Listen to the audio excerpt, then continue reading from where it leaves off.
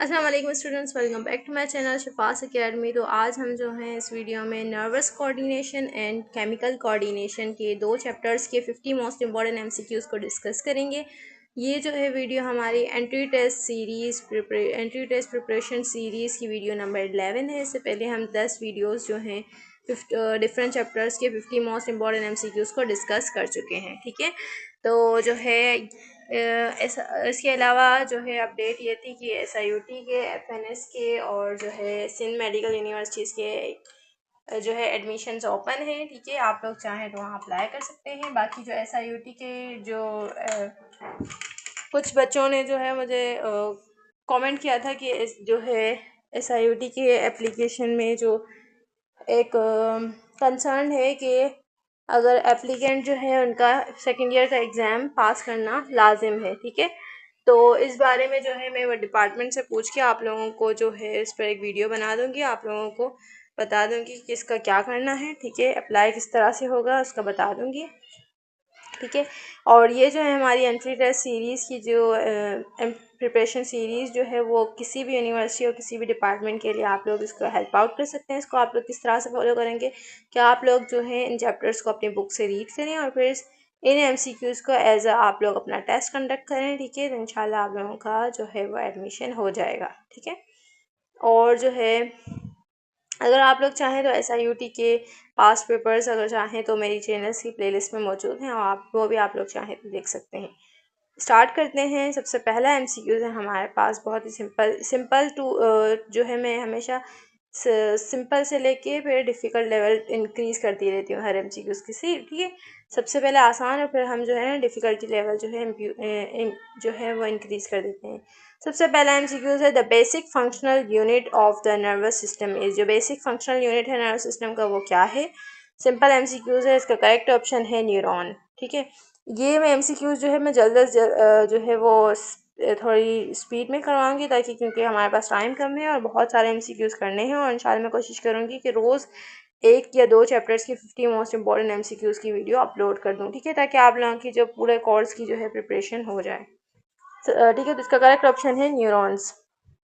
Next is which part of the neuron receive nerve impulse. वो कौन सा part है जो रिसीव करता है नर्व इम्पल्स को? ठीक है, तो आप लोगों को अगर स्ट्रक्चर पता होगा तो ये हमारे पास एक समझ लें थोड़ा सा ठीक है, तो ये हमारे पास क्या है, ये एक न्यूरॉन है। तो एक न्यूरॉन दूसरे न्यूरॉन से जो रिसीव कर रहा होता है वो डेंड्राइट से कर रहा होता है। Option B is correct.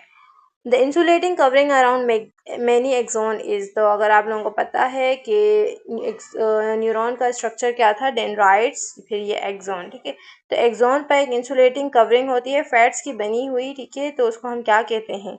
न्यूरोलीमा, myelin sheet, synapsis ganglion. तो उसको कहते हैं हम myelin sheet. Next MCQs is the gap between two neurons is known as. ये एक न्यूरॉन है, ठीक है, और ये दूसरा न्यूरॉन है, तो इसके दरमियान एक गैप होता है। ठीक है, उस गैप को क्या कहते हैं? उस गैप को हम कहते हैं synapsis. Option B is correct. The chemical substance release at synapsis. जो केमिकल सब्सटेंस होता है जो रिलीज होता है साइनेप्सिस मतलब उस गैप के दरमियान, उसको हम क्या कहते हैं? Option C is correct, neurotransmitter. The largest part of the human brain is. जो सबसे बड़ा हिस्सा है इंसानी दिमाग का वो कौन सा है? Cerebrum, cerebellum, medulla oblongata, cerebrum, pons. ठीक है, तो इसका करेक्ट ऑप्शन है हमारे पास सेरिब्रम। ठीक है, option C is correct. Oh sorry, okay, हाँ, सेरिब्रम। ठीक है, और बाकी तो है वो मिड ब्रेन में आ जाते हैं। The cerebellum mainly control. अब सेरिब्रम नहीं, सेरिबेलम। सेरिबेलम जो है वो किसको कंट्रोल करता है? Heart beat, intelligence, balance and posture, digestion. तो सेरिबेलम आप लोगों को पता होगा जो हमारे पीछे का हिस्सा होता है। ठीक है, आप लोगों ने मूवीज़ वगैरह में देखा होगा कि जब किसी को जो अनकॉन्शियस करना होता है तो वो पीछे की साइड पे जो है ना वो मारते हैं। ठीक है, तो उसकी वजह क्या होती है? क्योंकि नीचे जो है ना हमारे मिड ब्रेन में एक नीचे का एक हिस्सा होता है, इसको हम इस तरह से, ठीक है, उसको हम कहते हैं सेरिबेलम। ये हमारा क्या कर रहा होता है? बैलेंस एंड पोस्चर को मेंटेन कर रहा होता है। इसकी वजह से हम जो है कॉन्शियसली वॉक कर पाते हैं, हम अपने आप को कंट्रोल कर पाते हैं। The medulla oblongata regulate. जो मेडुला ऑब्लंगेटा है वो क्या रेगुलेट करता है? मेमोरी, विजन, इनवॉलेंट्री एक्टिविटीज़ या हियरिंग। तो मेडुला ऑब्लंगेटा जो है वो हमारी involuntaries activities like breathing, heart rate, इन सबको रेगुलेट कर रहा होता है। The autonomic nervous system control, जो हमारा ऑटोनॉमिक नर्वस सिस्टम है, ठीक है, एक ऑटोनॉमिक होता है, एक सोमैटिक होता है। तो ऑटोनॉमिक नर्वस सिस्टम किसको कंट्रोल करता है? वॉलेंट्री मूवमेंट, मतलब जो हमारे इख्तियार में हो, इनवॉलेंट्री जो हमारे इख्तियार में ना हो, स्केलेटल मसल्स या बॉडी ग्रोथ। तो ऑटोनॉमिक नर्वस सिस्टम हमारी कौन सी इनवॉलेंट्री फंक्शंस को, लाइक हार्ट बीट वगैरह, इन सब को जो है वो कंट्रोल करता है। Which division of autonomic nervous system prepare the body for emergency, ठीक है। तो इसका करेक्ट जो ये मैं आप लोगों को सही से दिखा भी देती हूँ। ये एमसीक्यू आप लोगों को नज़र नहीं आ रहा होगा, तो ठीक है, ये रहा, ठीक है। तो क्या पूछा जा रहा है कि वो कौन ऑटोनॉमिक नर्वस सिस्टम जो है, हमें ऑटोनॉमिक नर्वस सिस्टम का वो कौन सा डिवीज़न है जो हमारी बॉडी को इमरजेंसी के लिए प्रिपेयर करता है। 4 ऑप्शन है, पैरासिम्पैथेटिक, सिंपैथेटिक, सोमैटिक और सेंट्रल।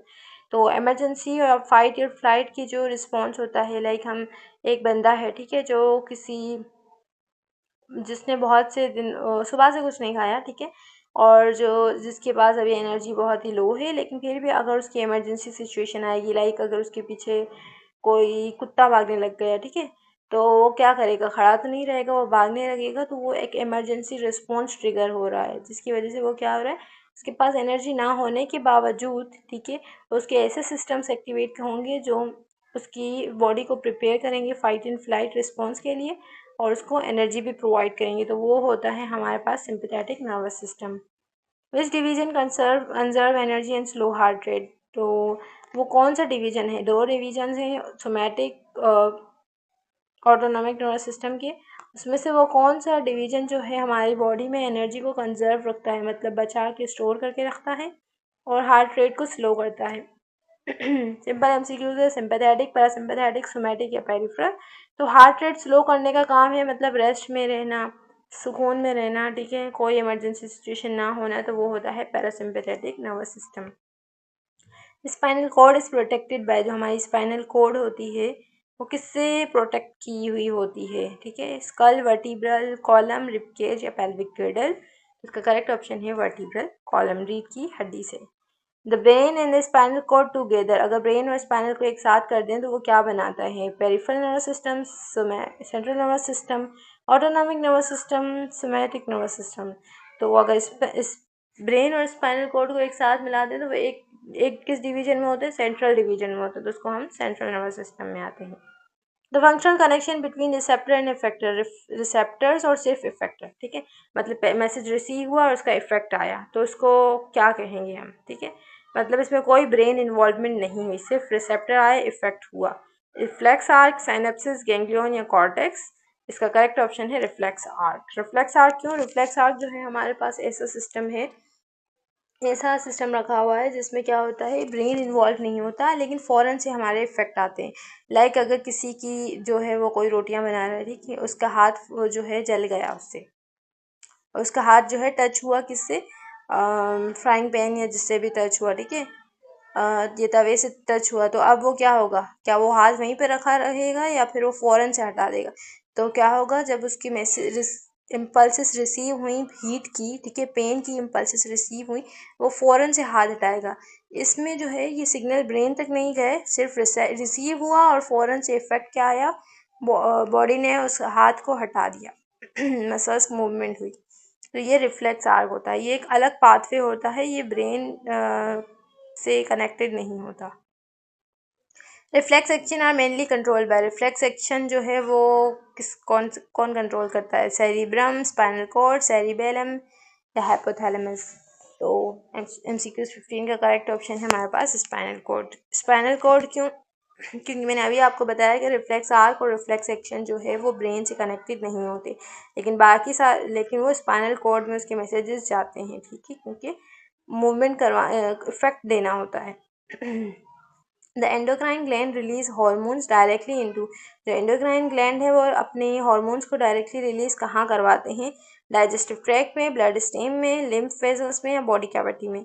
तो एंडोक्राइन ग्लैंड जो अपने हॉर्मोन्स रिलीज करते हैं वो ब्लड स्टीम में, खून में जो है वो रिलीज़ कर रहे होते हैं, और फिर वो जहाँ पर लाइक यहाँ पर एक ऑर्गन है इस पर अफेक्ट करना है, तो यहाँ पर ये हॉर्मोन्स जाएंगे, यहाँ पर रिसेप्टर लगे हुए होंगे तो उस पर कनेक्ट होके अपना काम परफॉर्म करवाएंगे। हार्मोन्स आर प्रोड्यूस बाय, जो हार्मोन्स होते हैं वो किससे प्रोड्यूस होते हैं, एक्सोक्राइन ग्लैंड, एंडोक्राइन, स्वेट या सैलिवरी ग्लैंड। तो हार्मोन्स प्रोड्यूस होते हैं एंडोक्राइन ग्लैंड में। The master gland of the endocrine gland, endocrine gland में बहुत सारे ग्लैंड्स आते हैं, लेकिन मास्टर ग्लैंड हम किसको कहते हैं, थायराइड ग्लैंड, पिट्यूटरी या एड्रिनल या पेनक्रियास। तो इसका करेक्ट ऑप्शन है पिट्यूटरी ग्लैंड, क्योंकि पिट्यूटरी ग्लैंड को मास्टर ग्लैंड कहते हैं क्योंकि इसमें बहुत सारे हार्मोन्स निकल रहे होते हैं। The hormones responsible for lowering blood glucose, वो कौन सा हार्मोन है जो ब्लड ग्लूकोज को कम करने में हेल्प करता है, ग्लूकागॉन, इंसुलिन, एड्रेनलिन या थायरोक्सिन। ब्लड ग्लूकोज को कम करना है, ठीक है, तो इसका करेक्ट ऑप्शन है इंसुलिन। इंसुलिन क्या कर रहा होता है, इंसुलिन जो है वो सिक्रेट होके ब्लड में जाकर ब्लड में मौजूद बहुत सारी ग्लूकोज होती हैं, उस ग्लूकोज को ले जाकर वो सेल को देता है। सेल उसमें से एनर्जी यूटिलाइज करता है और ब्लड में जो मौजूद ग्लूकोज है वो कम हो जाती है। कम होने की वजह से क्या होता है, अब जो है वो ब्लड ग्लूकोज नॉर्मल हो जाती है। ब्लड ग्लूकोज की नॉर्मल रेंज की बात करें तो 70 से 110 भी है और 120 भी कोई कोई कंसीडर करते हैं, ठीक। The hormone that increase blood glucose level, फिर वो कौन सा हार्मोन है जो ब्लड ग्लूकोज को इंक्रीज करता है, ब्लड में ग्लूकोज लेवल को, इंसुलिन, ग्लूकागॉन या कैल्सिटोनिन या ऑक्सीटोसिन। तो ब्लड में ग्लूकोज लेवल इंक्रीज करना है तो वो होता है हमारे पास ग्लूकागोन। ग्लूकागोन क्या करता है, ग्लूकागोन जो है हमारे पास रिलीज होता है फास्टिंग कंडीशन या इमरजेंसी कंडीशंस में, ठीक है। जिस तरह से फॉर एग्जांपल अगर किसी का ब्लड में ग्लूकोज लेवल कम है, ठीक है, और उसे एनर्जी की रिक्वायरमेंट है, तो क्या करेगा वो ग्लूकागोन जो है लिवर में मौजूद ग्लाइकोजन जो होता है, मतलब शुगर मौजूद जो होता है उसको तोड़ के उसको ग्लूकोज में कन्वर्ट करेगा और दोबारा जो है उसको ब्लड में देगा, और ब्लड में जाने के बाद क्या हो जाएगा, ब्लड का जो ग्लूकोज लेवल है फिर वो नॉर्मल हो जाएगा या बढ़ जाएगा, ठीक है। Thyroxine is secreted bye, thyroxine एक हार्मोन है, वो किससे सिक्रेट होता है, पिट्यूटरी, थायराइड, एड्रिनल या पेनक्रियास। तो इसका करेक्ट ऑप्शन है हमारे पास थायराइड ग्लैंड। थायरोक्सिन जो है वो थायराइड ग्लैंड से रिलीज हो रहा होता है और ये हमारी मेटाबॉलिक एक्टिविटीज़ को जो है कंट्रोल, रेगुलेट या कंट्रोल करता है। Lake of iodine in diet, अगर डाइट के अंदर आयोडीन की कमी हो जाए तो क्या हो जाता है, डायबिटीज़ मेलाइटस होगा, क्वाइटर हो जाएगा, जायंटिज्म हो जाएगा या ड्वार्फिज्म हो जाएगा। तो जो है जब आयोडीन की कमी होती है तो हमारे पास जो ये दो ग्लैंड होते हैं, थायराइड ग्लैंड, वो जो है वो बड़े हो जाते हैं, ठीक है। बड़े होने की वजह से इनकी गर्दन जो है पूरी सूजी हुई नज़र आती है पेशेंट की, और इस कंडीशन को कहते हैं क्वाइटर, ठीक है। एक मतलब एक लूप की भी हो सकती है, मतलब एक ग्लैंड की भी हो सकती है और दोनों थायराइड ग्लैंड की भी हो सकती है, क्योंकि थायराइड ग्लैंड क्या होता है, पेयर्स में मौजूद होता है। The adrenal medulla secrete, adrenal medulla कहाँ से क्या सिक्रेट करता है, थायरोक्सिन, इंसुलिन, एड्रिनलिन या ग्रोथ हार्मोन। तो जो हमारे पास एड्रिनल मेड्यूला है वो सिक्रेट करता है एड्रिनलिन हार्मोन को। एड्रिनलिन क्या करता है, एड्रिनलिन जो है हमारी बॉडी को प्रिपेयर करता है फाइट एंड फ्लाइट रिस्पॉन्स के लिए, इमरजेंसी सिचुएशंस के लिए। वो क्या करता है, वो किडनी में जो है वो हमारे पास एड्रिनलिन जो होता है वो बॉडी में ब्लड प्रेशर्स को हाई करता है, हार्ट रेट इंक्रीज करता है और ब्लड में ग्लूकोज लेवल इंक्रीज करता है, ठीक है। और इस तरह से हमारी बॉडी जो है इमरजेंसी सिचुएशंस के लिए प्रिपेयर होती है। The endocrine gland located above each kidney, ठीक है। हमारे पास अब एंडोक्राइन ग्लैंड जो है जो लाइक एक किडनी है, ठीक है, और इसके ऊपर एक केप शेप स्ट्रक्चर होता है, इसको हम कहते हैं सॉरी ये तो नहीं बता सकती, ये दोनों किडनीज के ऊपर एक एंडोक्राइन ग्लैंड होता है, उसको क्या कहते हैं, थायराइड, पिट्यूटरी, एड्रिनल या पीनियल। तो इसको हम कहते हैं एड्रिनल ग्लैंड, ठीक है। ये इसी से एड्रिनलिन और कॉर्टिसोल रिलीज होते हैं hormones. Diabetes mellitus result primarily from deficiency of, diabetes mellitus एक बीमारी है, ठीक है, जिसको हम शुगर की बीमारी कहते हैं, वो किसकी डेफिशिएंसी मतलब कमी की वजह से होती है, एड्रिनलिन, इंसुलिन, थायरोक्सिन या ग्रोथ हार्मोन। डायबिटीज़ मेलाइटस जो है ना वो इसकी दो टाइप्स होती हैं, टाइप 1 और टाइप 2। इसमें होता क्या है, इसमें ये होता है कि मैंने आपको ये ब्लड है, ठीक है, ब्लड स्ट्रीम है, मतलब ये खून की नाली है, इसमें अब बहुत सारा शुगर आ गया, ठीक है, शुगर बहुत सारा आ गया, ये यहाँ पर ये शुगर मौजूद है, ठीक है, ब्लड ग्लूकोज लेवल बढ़ गया। अब क्या हो जाएगा, अब यहाँ पर किसको नॉर्मल मैकेनिज्म में यहाँ पर आना चाहिए, इंसुलिन को।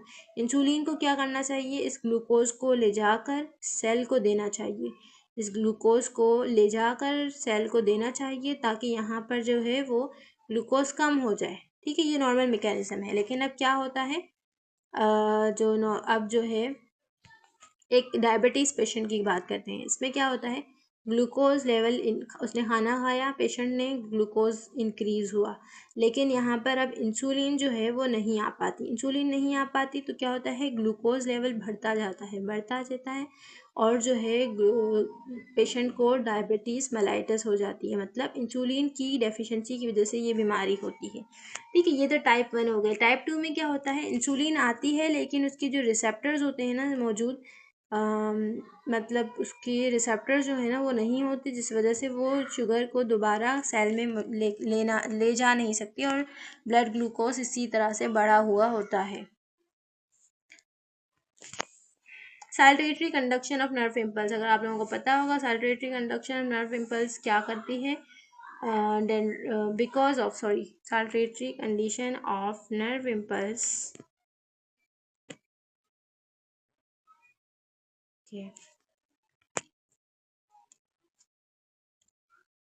सैलुटेटरी conduction of nerve impulse occur because of the presence of, किसकी प्रेजेंस की वजह से सैलुटेटरी कंडक्शन होती है, dendrites, node of Ranvier, synaptic vesicles या सेल प्रोटीन।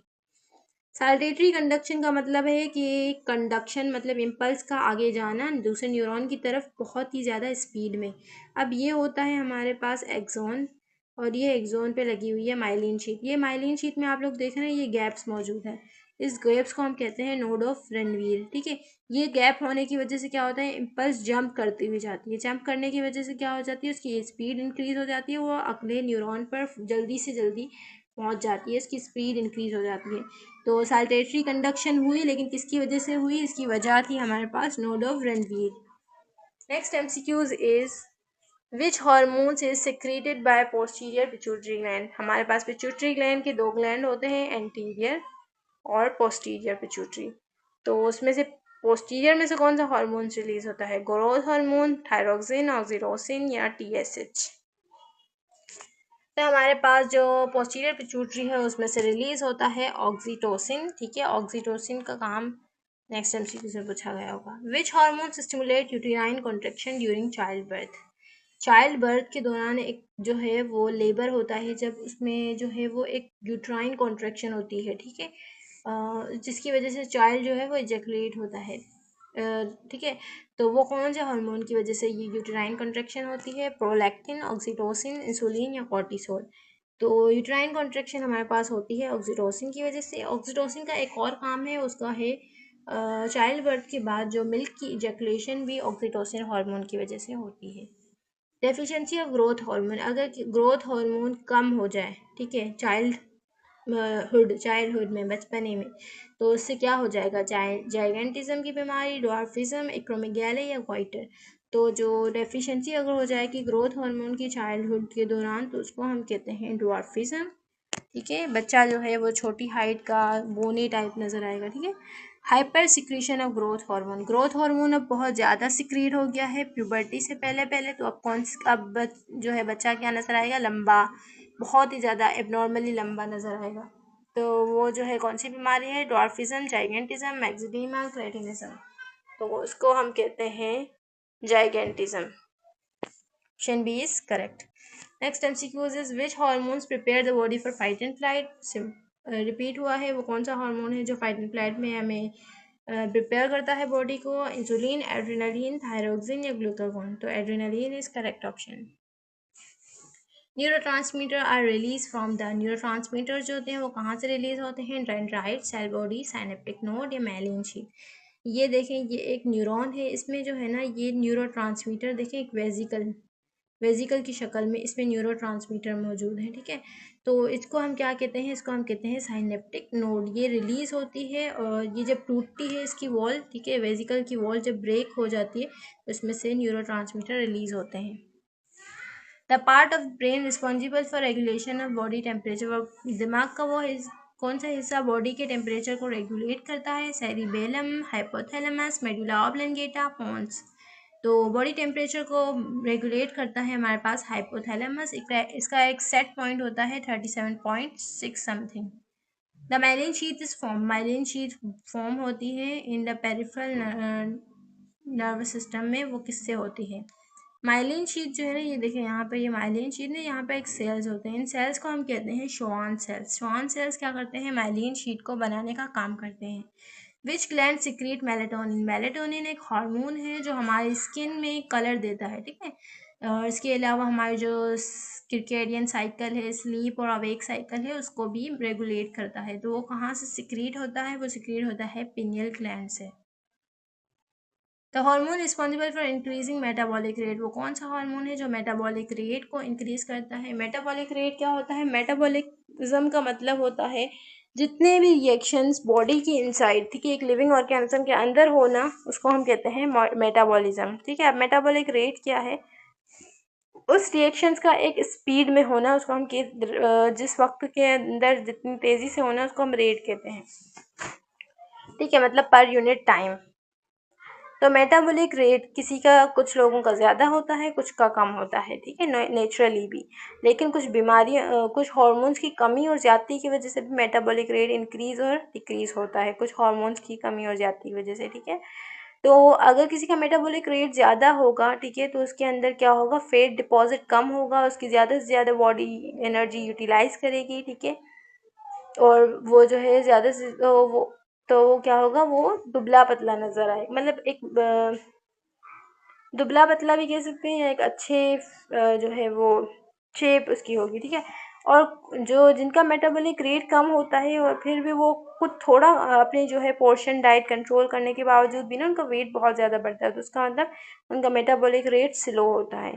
तो वो अगर किसी हार्मोन्स, वो कौन सा हार्मोन है जो रिस्पॉन्सिबल होता है मेटाबॉलिक रेट को इंक्रीज करने में? Insulin, thyroxine, glucagon, ADH. तो वो होता है हमारे पास thyroxine.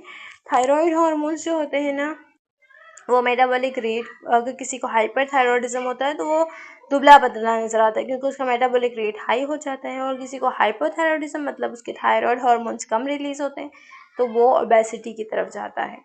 Which receptor detect change in light intensity? अगर लाइट की इंटेंसिटी में डिफरेंस आता है तो वो कौन से रिसेप्टर्स हैं जो उसको डिटेक्ट करते हैं? कीमो, फोटो, मैकेनो या thermo?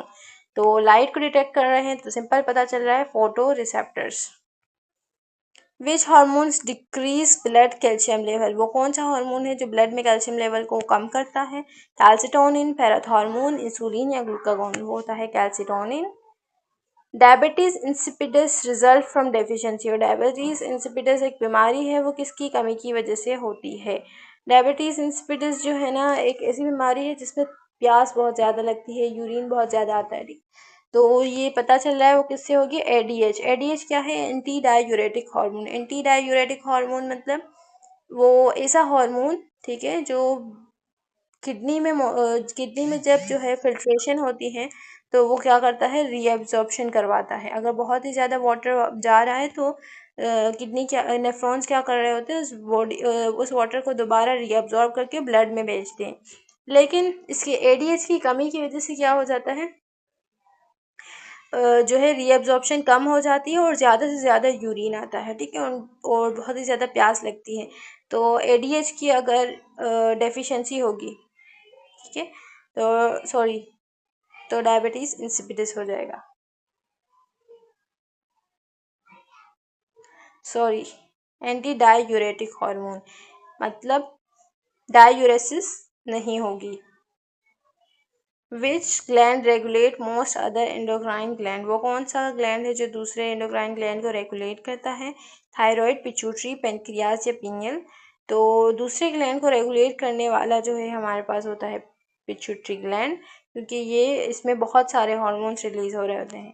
Hormones are chemical messengers secreted by, hormones जो है केमिकल मैसेंजर्स होते हैं, वो सिक्रीट होते हैं किससे? एक्सोक्राइन, एंडोक्राइन, स्वेट या सुबेशियस ग्लैंड? तो हार्मोन्स जो हैं वो रिलीज हो रहे होते हैं एंडोक्राइन ग्लैंड से।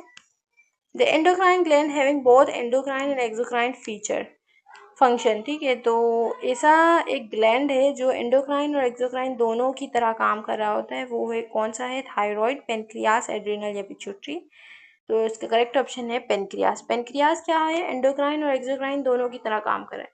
पेनक्रियाज जो है वो क्या कर रहा होता है, हमारे पास इंसुलिन और ग्लूकागोन को रिलीज कर रहा होता है, तो वो एंडोक्राइन हो गया। और उसके साथ साथ वो जो है डाइजेशन में भी हेल्प आउट कर रहा होता है, डक्ट सिस्टम के थ्रू वो रिलीज हो रहा होता है, तो वो हो गया एक्सोक्राइन। ठीक है, तो पेनक्रियाज दोनों काम कर रहा है। The structure and functional unit of nervous system, जो स्ट्रक्चर और फंक्शनल यूनिट नर्वस सिस्टम वो कौन सा है, वो है न्यूरॉन, नेफ्रॉन, ऑस्टियन या एल्विलाई, तो वो है हमारे पास neuron. The white matter of the spinal cord, spinal cord के दो मैटर्स होते हैं, ग्रे मैटर और वाइट मैटर। इसमें पूछा क्या है कि वाइट मैटर किससे बना हुआ होता है, cell body, myelinated nerve fibres, glandular tissue, blood vessels, तो वो हमारे पास बना हुआ होता है माइलिनेटेड नर्व फाइबर से। ग्रे मैटर मेनली कंटेन्स, तो ग्रे मैटर किससे बना हुआ होता है, myelinated axon, neuron cells, bone marrow, cartilage, तो वो बना हुआ होता है हमारे पास न्यूरॉन सेल से। The receptor in a reflex arc function to, जो हमारे पास रिसेप्टर्स होते हैं रिफ्लेक्स आर्क, मैंने आप लोगों को बताया था रिफ्लेक्स एक्शन के एक पाथवे होता है, उसको रिफ्लेक्स आर्क कहते हैं। उसमें रिसेप्टर्स का काम क्या होता है, प्रोड्यूस करना हार्मोन्स, डिटेक्ट करना स्टिमुलाई को, कॉन्ट्रैक्ट करना मसल्स को, या कैरी करना ब्लड को। रिसेप्टर्स से पता ही चल रहा है रिसीव करना सिग्नल्स को, तो डिटेक्ट करेगा स्टिमुलाई को। Next MCQs, the effector in reflex arc, जिस तरह से रिसेप्टर है, अब इफेक्टर क्या होते हैं। इफेक्टर का मतलब होता है मैसेज रिसीव होने के बाद उसका रिस्पॉन्स देना, उसका इफेक्ट जनरेट करना। Bones, muscles and gland, neurons, blood vessels, तो मसल और ग्लैंड जो है वो अपना काम करके इफेक्ट जनरेट करते हैं। The endocrine system mainly differ from nervous system, जो एंडोक्राइन है वो नर्वस सिस्टम से डिफर है, किस वजह से, इलेक्ट्रिकल इम्पल्स की वजह से, केमिकल मैसेंजर्स की वजह से, ऑक्सीजन ट्रांसपोर्ट या ब्लड सेल। तो एंडोक्राइन सिस्टम में क्या होता है, केमिकल्स, मैसेंजर्स, हार्मोन्स रिलीज हो रहते हैं, इसलिए वो नर्वस सिस्टम से इस वजह से डिफरेंट है। वो कौन सा, which hormone help regulate blood sugar bye promoting glucose Uptake, तो वो कौन सा जो है हार्मोन, पहले मैं इसको सही कर दूं, वो कौन सा जो है हार्मोन जो okay, वो कौन सा हार्मोन है जो ग्लूकोज की अपटेक करवाता है सेल में, मतलब ब्लड में से सेल ग्लूकोज को उठा के सेल में डालता है, तो वो हमारे पास कौन सा है, ग्लूकागॉन, इंसुलिन, एड्रेनालिन या थायरोक्सिन। सिंपल एमसीक्यूज है, मैंने पहले ही बताया था ग्लूकोज को सेल में कौन लेकर जाता है, insulin, option B is correct. Last MCQs है, nervous coordination is generally days then hormonal coordination, nervous coordination क्या होती है हार्मोनल कोऑर्डिनेशन के मुकाबले में, स्लो और longer lasting, fast and short live, equally slow, permanent. Nervous coordination में मिली seconds के अंदर इसका रिस्पॉन्स आता है, ठीक है, तो वो बहुत ही ज़्यादा फास्ट और शॉर्ट लिव, बहुत ही कम वक्त के लिए होती है, ठीक है। Correct option is option B. यहाँ पर हमारे 50 most important MCQs nervous and chemical coordination के कंप्लीट होते हैं, ठीक है। इंशाल्लाह अब नेक्स्ट वीडियो में फिर रिप्रोडक्शन, डेवलपमेंट एंड एजिंग, इस तरह से हम जो है अब मैं रोज़ाना एक वीडियो अपलोड करूँगी, ताकि आप लोगों की वीडियोज़ जो है वो, जो आप लोगों की प्रिपरेशन है वो कंप्लीट हो जाए, ठीक है। अगर आप लोगों की कोई क्यूरी हो तो आप लोग मुझसे कमेंट में पूछ सकते हैं। Thanks for watching.